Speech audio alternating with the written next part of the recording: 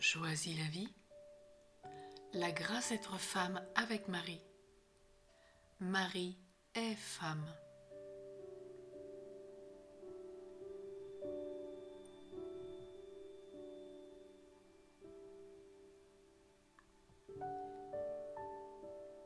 Il est important que la femme se souvienne qu'elle est la fille de son père et aussi et surtout l'enfant bien-aimé du père. Son développement affectif et spirituel a été marqué par la relation avec son papa. Celui-ci représente son premier contact, déterminant pour l'avenir, avec le masculin et la paternité. En fonction des circonstances et des blessures de son enfance, plus particulièrement des choix qu'elle a posés, elle va osciller dans sa relation à l'homme entre deux attitudes extrêmes. La première,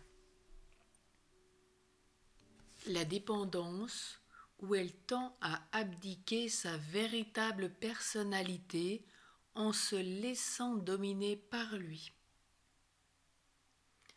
La deuxième, l'indépendance, où elle n'a plus besoin de l'homme, pensant faire comme lui, aussi bien et même mieux que lui et sans lui.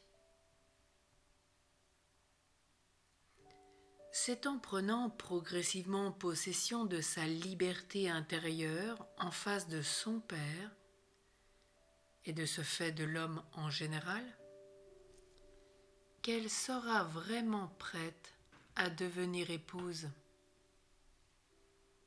En effet, grandir et devenir adulte, c'est avant tout connaître et aimer en étant libre et responsable de ses actes. Et se laisser épouser, c'est sortir de soi pour se donner à l'autre. Si la femme ne trouve pas une juste distance par rapport à l'homme, elle aura quelques difficultés à se situer en face de lui dans un véritable vis-à-vis. Ainsi, la petite fille trop sage et conforme à ce que l'on attend d'elle pour faire plaisir à ses parents risque de devenir une femme dépendante de son mari. Comment peut-elle sortir de cette situation ? Elle peut s'affranchir petit à petit du regard de l'homme en se tenant résolument dans la foi sous le regard de Dieu le Père. Elle est alors véritablement libre. Ce fut le cas de Marie, la Vierge, fille de Joachim et Anne, dont une certaine tradition rapporte qu'elle aurait vécu dès son plus jeune âge, comme le petit Samuel, près de l'arche de l'Alliance au temple de Jérusalem. Cela nous rappelle dans le protévangile de Jacques. On peut penser qu'après l'Annonciation, elle garda dans son cœur le mystère d'enfantement déposé en elle, laissant à Dieu le soin de prévenir Joseph par la voix de l'archange. Ne crains pas de prendre chez toi Marie, ton épouse. Matthieu 1, 20.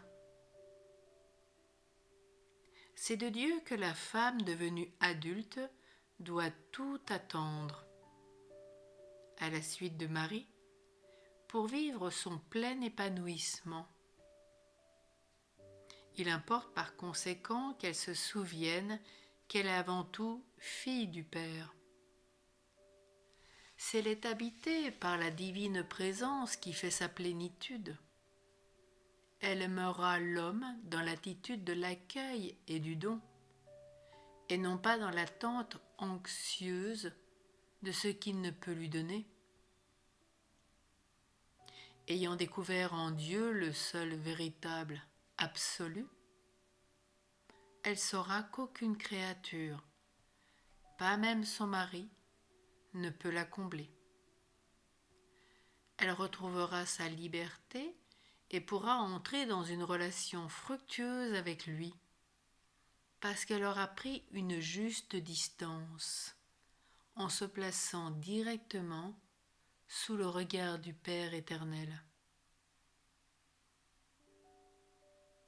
Sa relation avec Dieu fonde sa véritable personne dans cette juste proximité.